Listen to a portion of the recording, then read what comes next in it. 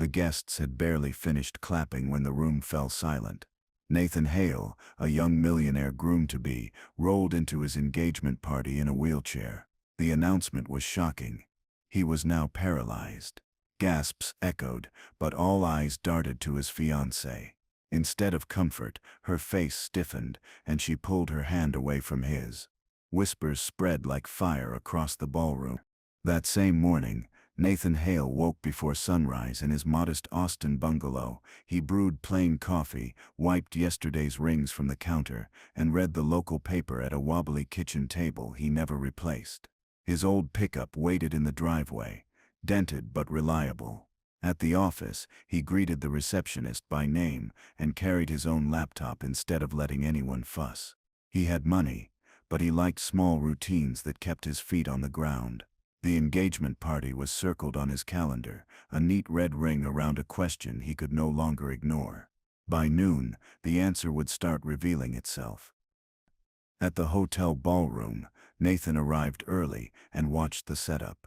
Claire swept in with her bridesmaids and a practiced smile. When a young server spilled a stack of cocktail napkins, she made a sharp comment about keeping him out of photos and waved him off like clutter. The boy's shoulders folded, and the florist pretended not to hear. Nathan felt the sting in his chest. It wasn't the napkins. It was the pattern. Praise flowed upward, scorn fell downward, and Claire liked the fall. His doubts stopped being fog and hardened into something solid. He decided the party would answer what words never had. Nathan stepped into a quiet corridor and called a trusted friend, an event medic who owed him nothing and would tell him the truth later. He explained the test, the wheelchair, the script of a sudden prognosis. No spectacle, no tears, only logistics. Back in the ballroom, he helped the lighting tech coil cables and thanked the staff by name. He wasn't hunting sympathy, he wanted clarity. If love was there, it would hold. If image ruled, it would slip. He steadied his breathing and accepted the risk. Reputation could bruise, engagements could break, but a life built on illusion would waste both. By evening, chandeliers shimmered, and a quartet softened the room. Nathan entered in the wheelchair, posture calm, hands steady on the rims. A hush spread, then waves of concern, then quick glances toward Claire. She froze for a heartbeat, then arranged a careful smile that never reached her eyes. She stood half a step away, as if distance might be invisible. Bridesmaids tilted their heads with practiced sympathy and exchanged small worried looks that carried calculation. The illusion held, but not the warmth. Nathan felt the test move from idea to consequence. Every second in the chair pressed weight on the truth he needed. A busboy caught a heel on a cable, and a tray of glasses shattered like ice on stone. Laughter flickered among a few guests, who enjoyed mishaps from a safe distance. Nathan rolled toward the mess and kneeled to help, ignoring the tuxedo pants and the clatter. He steadied the boy's hands and gathered stems into a tub. The floor captain whispered thanks that sounded like relief. A few vendors paused, noting who bent down and who looked away. It was a small act in a bright room, but it placed markers in people's minds. Kindness, when unannounced, lingers longer than speeches. During toasts, Claire's father lifted his glass and spoke about strength, stability, and the duty of providing. He let the words hang over the wheelchair like a verdict, then smiled in a way that suggested conclusions had already been reached. Guests shifted. Some nodded along, others studied the carpet. Claire laughed at the right moments, but the sound was thinner than usual. Nathan watched the room calibrate around appearance and advantage. It was no longer just a question about a fiancé. It was a family culture weighing a man on a scale it trusted, presentation over principle. The test gathered force. In a side room that smelled of eucalyptus and new paint, the medic checked Nathan's pulse and asked if he wanted to stop. Nathan shook his head. He thought of his mother's doubled shifts and his father's steady hands repairing neighbors' fences for free. He remembered a younger version of himself counting tips and promising never to mistake noise for truth. He breathed in, then out, and centered himself on the choice already made. If the outcome hurt, it would hurt clean. Pretending forever would rot from the inside. He asked for 10 minutes alone, closed his eyes, and let resolve settle. The MC dimmed the lights, and a slideshow began. Beaches, fundraisers, polished smiles. Applause rose, then faded as the first dance was announced. Eyes turned to Claire. She hesitated, glanced at friends, and shook her head with a tight expression that said no without words. A whisper rolled through the tables. The quartet faltered, then recovered. Nathan felt the temperature of the room change. Couples drew closer, uncertain if pity or discomfort was the correct mask. The dance never started. The test, however, reached the line where private doubt becomes public evidence. Nathan's chest tightened, not from fear, but from recognition. Near the coat room, Claire leaned close to her maid of honor, voice low but edged. Nathan paused in the corridor and heard fragments that carried more meaning than volume. She worried about optics, sponsorship deals, and being trapped inside a story she never chose. The word trapped landed hardest. She did not mention loyalty, vows, or care. Nathan felt his jaw set. Betrayal sometimes arrives dressed in practicality. It asks for understanding while measuring its own advantage. He let the words finish, then returned to the ballroom, knowing the decision point had arrived. Silence could protect image. Truth would protect his future. Back at the table, Nathan watched laughter reappear in pockets that avoided his side of the room. He pictured leaving quietly, returning the chair, and absorbing the lesson alone. The idea tempted him because it promised less noise. Then he saw the server Claire had belittled, moving carefully with a new tray, eyes down. Nathan realized silence would keep every mask in place. People would learn nothing. The staff would remember only that cruelty won unchallenged. He felt a brief wave of sadness for the engagement he wanted, then let it pass. If something had to break tonight, better the illusion than himself. Nathan wheeled to the center floor and lifted a hand. Music drifted into quiet. He spoke evenly, asking for a moment. Faces turned, ranging from concern to curiosity to dread of public mess. He weighed the room for the last time and chose the harder road. Tests mean little if results stay hidden.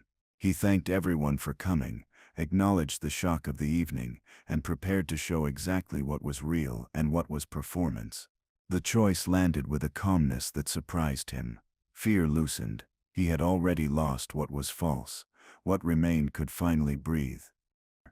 Nathan placed both feet firm on the floor and rose from the chair. The gasp moved like wind through curtains. He stood straight, hands relaxed, and explained the truth in clear, steady phrases. The wheelchair had been a test of loyalty, not a stunt for attention. He described the small moments that led here: contempt for workers, distance at the first dance, priorities arranged by optics. He did not accuse, only illuminated. The medic confirmed the ruse. A new silence settled, heavier than the first, because it carried recognition. People recalculated what they had witnessed and where they had stood. Eyes turned toward Claire and then to her father. Expressions shifted as memories synced with the new context. The server from earlier stood very still, as if the air finally respected him. A bridesmaid stared at the floor, recalling whispers she had encouraged. The quartet held their instruments without playing. Reckoning in a ballroom is quiet. It happens behind faces. Nathan neither pressed nor retreated. He let the pattern speak for itself. The room understood that character reveals itself under pressure, not applause. In that understanding, the engagement story changed shape, and the reputations inside it moved with it. Support flowed toward Nathan in practical ways. The planner offered a private exit route and thanked him for helping her team earlier. A local business owner introduced himself and said integrity mattered more than table counts. A family friend who rarely spoke kindly told the staff they would be tipped generously tonight. Invitations shifted from parties to projects with purpose. Nathan felt the reversal land without triumph. It felt like air after a held breath. The reward wasn't praise, it was alignment. He could step forward without dragging a performance behind him. For the first time that night, he stood lighter. Nathan faced Claire and her family with calm restraint. He wished them clarity in the lives they wanted and set a firm boundary around his own. There was no scene, no raised voice, no crowd-pleasing line. He thanked the guests for coming, thanked the staff for enduring a complicated evening, and returned the wheelchair to the medic with a quiet nod. Grace, he knew, is not softness. It is strength that refuses cruelty. He left the ballroom not as a victor, but as someone who chose clean truth over polished illusion. That choice would guide the days that followed. In the catering hallway, the young busboy told coworkers what he saw. The rich man who knelt on the floor to help him had also stood for honesty when it cost him. The story traveled through headsets and text threads before the last plate was stacked. For staff who were used to being invisible, the memory felt like a small restoration. People repeated his name, with a tone that belonged to respect, not gossip. The ripple reached drivers, florists, and the lighting crew packing cases in the loading dock. Quietly, a standard shifted about what money should and should not excuse. Claire returned home to messages that looked like support, but read like distance. Sponsors postponed calls. Friends wanted space.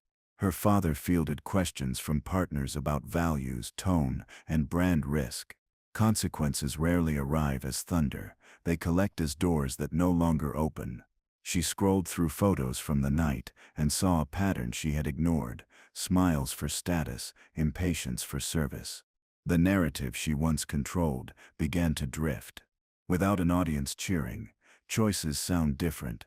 The lesson knocked softly but repeatedly, asking if image had been leading the whole time. She did not answer that night.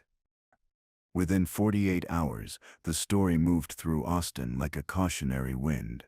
Some criticized the method, calling it harsh. Many noted the outcome, calling it necessary. Columns weighed intent versus effect. But among vendors, staff, and ordinary guests, a simpler conclusion formed. Pressure reveals priorities. Nathan received invitations to mentor young founders and sit on a nonprofit board focused on workplace dignity.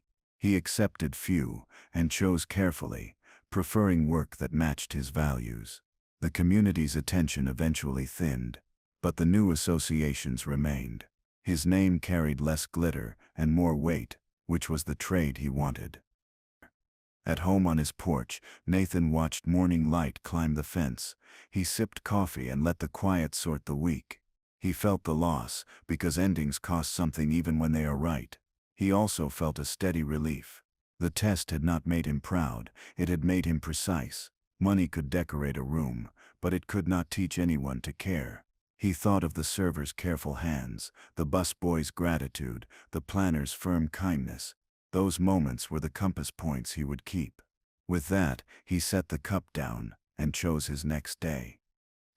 Nathan drove his old truck across town, passing construction crews, school buses, and a bakery line curling onto the sidewalk. He stopped at a community center and signed paperwork to fund a program for service workers who wanted new skills. No press, no stage, just action that matched belief. As he left, a teenager held the door, and they shared the small nod people give when respect feels natural. The story ended where integrity lives: quiet, useful, and consistent. The takeaway stood clear.